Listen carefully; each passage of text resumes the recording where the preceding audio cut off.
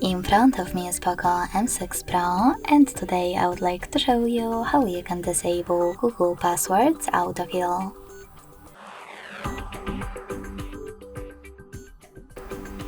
Begin by opening Settings and scrolling all the way down to access Google. Then choose All Services.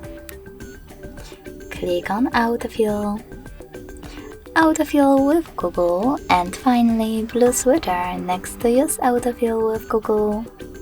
So when I click, my switcher and all of those features are gray. That means that Autofill is off, but you can always switch it back on by tapping on the same switcher again.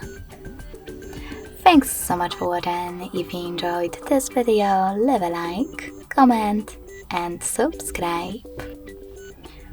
Bye!